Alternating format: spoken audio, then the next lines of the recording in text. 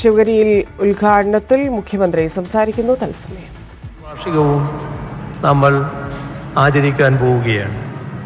വാദിക്കാനും ജയിക്കാനുമല്ല, അറിയാനും അറിയിക്കാനുമാണ് സർവമത സമ്മേളനം വിളിച്ചു ചേർത്തിരിക്കുന്നത് എന്ന പ്രഖ്യാപനം മതാന്ധതയാൽ നരഹത്യ നടത്തുന്ന മൂഢന്മാർക്കുള്ള ഉണർത്തുപാട്ടാണ്. പല മതസാരവുമേകം എന്ന ഗുരുസൂക്തം തുറന്ന ചർച്ചയിലൂടെ മറ്റുള്ളവരെ ബോധ്യപ്പെടുത്തുക എന്ന ലക്ഷ്യമായിരുന്നു ഇതിൻ്റെ പിന്നിലുണ്ടായിരുന്നത്.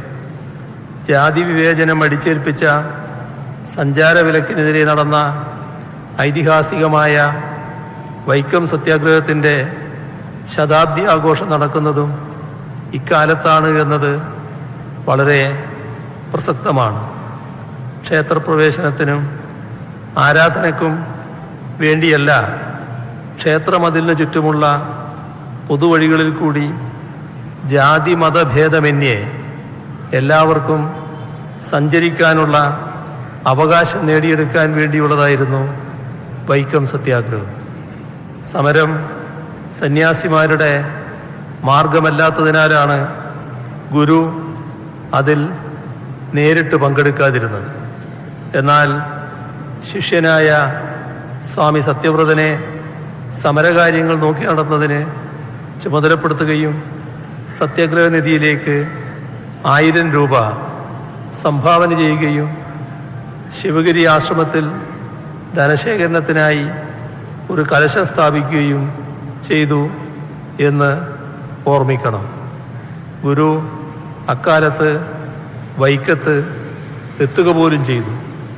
അതിൽ നിന്നും ഗുരുവിൻ്റെ മനസ്സ് എന്തായിരുന്നു എന്ന് നമുക്ക് തിരിച്ചറിയാൻ കഴിയും.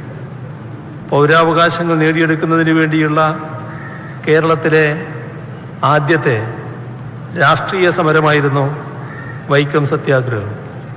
ഇന്ത്യൻ നാഷണൽ കോൺഗ്രസിൻ്റെ അന്നത്തെ അഖിലേന്ത്യാ സമ്മേളനത്തിൻ്റെ തീരുമാനപ്രകാരമാണ് വൈക്കം സത്യാഗ്രഹം ആരംഭിച്ചത് എന്ന കാര്യവും നാം അറിഞ്ഞിരിക്കേണ്ടതാണ്.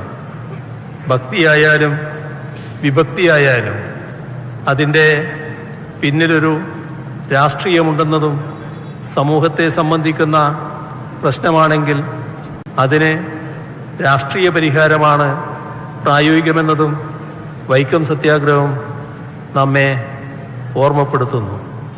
ക്ഷേത്ര പരിസരത്ത് സ്ഥാപിച്ചിരുന്ന തീണ്ടൽ പലക സമരത്തിൻ്റെ ഫലമായി എടുത്തു മാറ്റേണ്ടതായി വന്നുവെന്നത് ഭാവിയിലേക്കുള്ള ചൂണ്ടുപലകയായിരുന്നു. ശ്രീനാരായണ ശിഷ്യനും SNDP യോഗത്തിൻ്റെ പ്രഥമ കാര്യദർശിയുമായിരുന്ന മഹാകവി കുമാരനാശാൻ്റെ ചണ്ഡാല ഭിക്ഷുകി എന്ന കൃതി പ്രസിദ്ധീകൃതമായതിൻ്റെ ശതാബ്ദി ആഘോഷങ്ങളും ഇതേ ഘട്ടത്തിൽ നടക്കുകയാണ്. ഒരു ജാതി, ഒരു മതം, ഒരു ദൈവം എന്ന ഗുരുസൂക്തം ഉൾക്കൊണ്ടിട്ടാണ് കവി ആ കൃതി എഴുതിയത്. ഗുരുവിൻ്റെ സന്ദേശം ഉൾക്കൊള്ളുന്നുവെന്ന് പറയുകയും എന്നാൽ അതിന് വിരുദ്ധമായി പ്രവർത്തിക്കുകയും ചെയ്യുന്ന ചില പ്രമാണിമാരുടെ പ്രവർത്തനത്തിൽ ഗുരുവും കുമാരനാശാനും ഡോക്ടർ പൽപ്പുവും അങ്ങേയറ്റം നീരസം പ്രകടിപ്പിച്ചിരുന്നു.